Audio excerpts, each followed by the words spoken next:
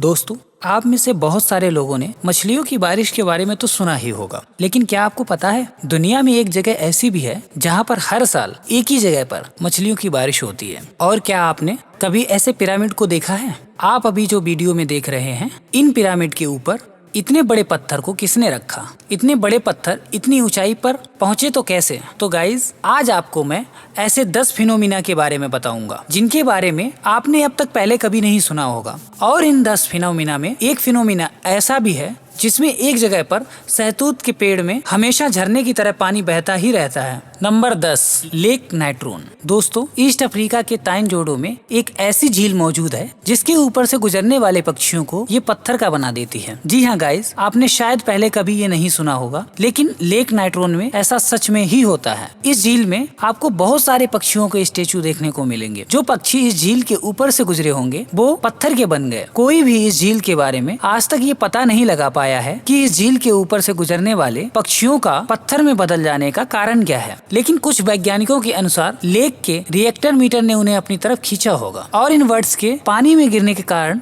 Death हुई होगी। पानी में मौजूद सोडा और नमक की मात्रा ज्यादा होने के कारण इन पक्षियों की डेड बॉडी पत्थरों में बदल गई होगी। गाइस, आपका क्या मत है? प्लीज कमेंट करके हमें जरूर बताएं।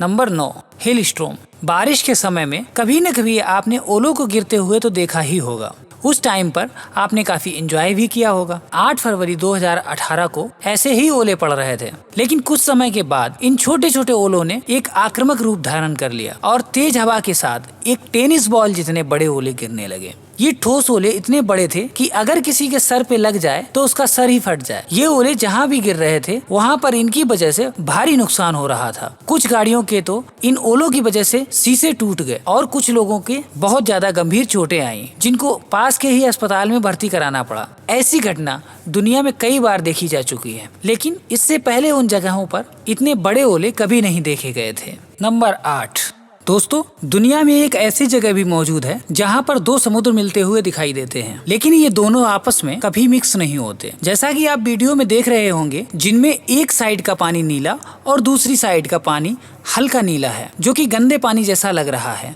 इस समुद्र में आप आगे भी चलते जाओगे तो भी ये समुद्र आपको मिलते हुए दिखाई नहीं देंगे। दोनों समुद्र में पानी जो ग्लेशियर से निकलता है, उस पानी का कलर हल्के नीले रंग का होता है, जो कि गंदे पानी की तरह ही लगता है। और जो पानी नदियों से समुद्र में आता है, उसका रंग गहरा नीला होता है। रिसर्च की माने तो इस जगह पर खारे और मीठे पानी का होना और टेम्परेचर का अलग अलग होना ये खास वजह है, जो कि इन दोनों समुद्र को आपस में मिलने नहीं देता है। ये पूरा बॉर्डर 800 किलोमीटर लंबा है और इस पूरे बॉर्डर पर कोई भी ऐसी जगह मौजूद नहीं है जहाँ पर ये समुद्र आपस में मिक्स हो रहे हों। नंबर 7, दोस्तों, 2012 में 20 टन से ज्यादा मछलियाँ नॉर्थ नॉर्वे के किनारे पर मरी हुई मिली। ये सारी मछलियाँ वहाँ से रातों रात गायब भी हो गईं। इतना बड़ा हादसा क्यों और कैसे हुआ, इसके बारे में आज तक कोई भी खुलासा नहीं हुआ है। बहुत सारे साइंटिस्टों ने अपने अपने एक्सपीरियंस के बेस पे बताया, लेकिन कोई भी इस घटना का सही एक्सप्लेनेशन नहीं कर पाया कि 20 टन से ज्यादा मछलियाँ कैसे मर गईं और सारी रातों रात कैसे गायब हो गईं। Number 6, ringing rock फैंसिल।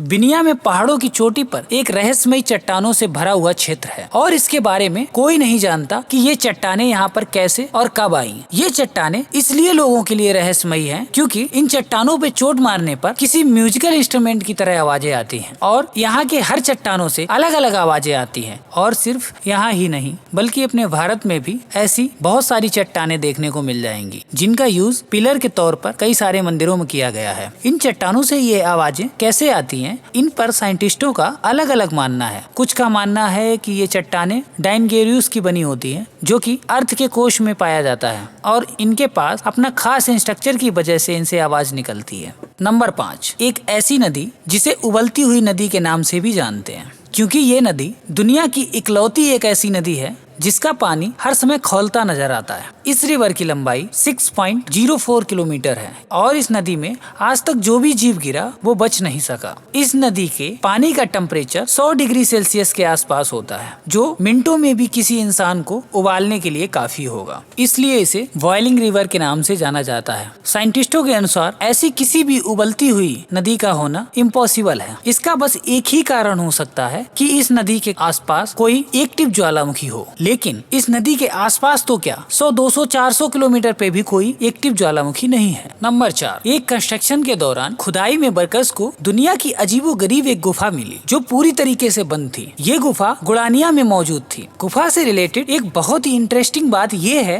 कि यह गुफा हजारों साल से ऐसे ही बंद थी। सदियों से इस गुफा में हवा और सनलाइट तक नहीं पहुंची थी। बरसों की खुदाई के बाद जब एक कैप मिली तो देखा गया कि इस कैप के अंदर एक लेक भी है जो कि पानी की वजह से असंतुलित एसिड से भरी हुई है और इस पानी में कुछ जहरीली गैसें भी मौजूद हैं। लेकिन इस गुफा में इतनी जहरीली गैस होने के बाद भी इसमें कुछ छोटे छोटे बैक्टीरिया और जलीय जीव भी मौजूद थे जो कि जहरीली गैस के साथ साथ 55 लाख सालों से यहाँ पर जी रहे थे। इस गुफा में मौजूद ऐसे अजीबोगरीब जानवरों ने लोगों को सोचने पर मजबूर कर दिया। इन जीवों ने इतनी जहरीली गैस पे सरवाइव कैसे किया और कैसे ये लाखों सालों तक जिंदा बने रहे।